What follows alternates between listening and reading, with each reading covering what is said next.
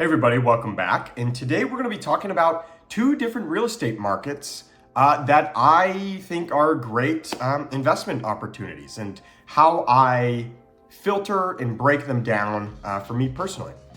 This is not financial advice, this is just my personal opinion, and everything you do should be based off of your own circumstances and with the appropriate professionals that can give you proper insight to your situation. So let's jump right into it. So the first investment strategy we're going to be talking about is just general good filters to use on like the national scale for real estate markets. And there are 7 key filters that I look at, and I'm going to share them right here. Number 1 is population growth and existing infrastructure.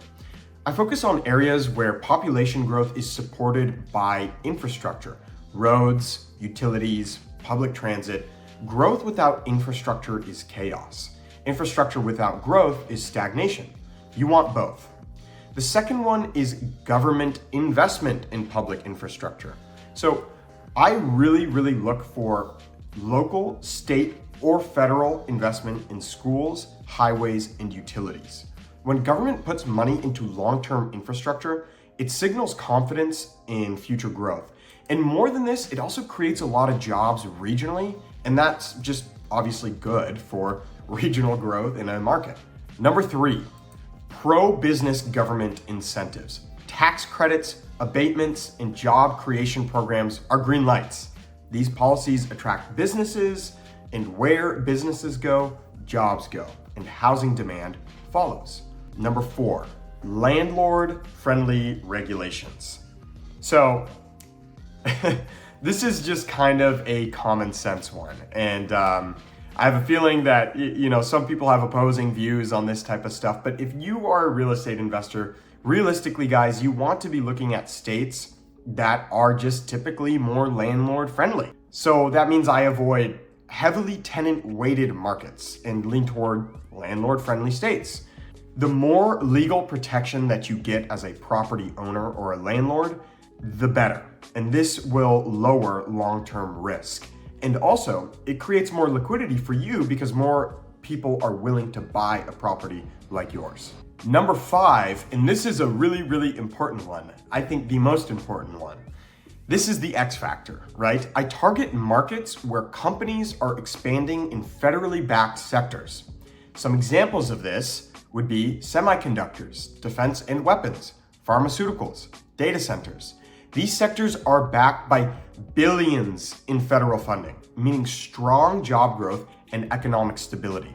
The government does not miss paychecks, right? So when they are developing in an area for a sector that the government views is a point of national security, you can bet that that market will be pretty strong and pretty safe for at least a little while. 6, below median home prices with upside. So I hunt for markets where home prices are still below the national median. These are affordable for migration and tend to appreciate quickly when high-paying industries come in. So 7, and this is just kind of a rule of thumb for any real estate related investment, downside protected financial modeling, right? You want to underwrite every deal incredibly conservatively. If you are wrong about the upside potential of an emerging market, you still want the numbers to work. So a market that I really like is just southeast of Columbus, Ohio. We talk about some of these government-backed sectors. I made a whole video on this, so go watch that if you guys want to. But, a lot of these government-backed sectors, like weapons manufacturing and semiconductors, billions and billions and billions of dollars are being put into Ohio at the moment, and that's why I think it's a good area, right? But what if I'm wrong? You still want there to be underlying infrastructure and an underlying, financial model that works if you completely miss the mark, right? And some of those things that would make sure that you're getting a safe investment or a sound investment, even in these areas, even if you're completely wrong, is a stable local economy. You want to make sure that the local economy is already stable. Then you want to use really conservative rent and appreciation projections. And then the next thing that I really look for in this, conservative modeling is I want a minimum of a 5.5% cash on cash return, or 5.5% cap rate, right? And then you want to target around 4.5% annual equity growth. And 4.5% is super achievable. I don't have the numbers on me right now. Maybe I should look it up, but take this with a grain of salt because I don't care to look it up right now. But I believe over the last 5 years, the annual growth in home equity was something like 9% year over year. That's crazy. I personally think that we won't really be seeing 9% year over year equity growth going into the future because it was so impacted by the amount of money supply that was introduced into the system during COVID. I think it's probably going to average out more like 5.5% year over year annual appreciation on single family residents, right?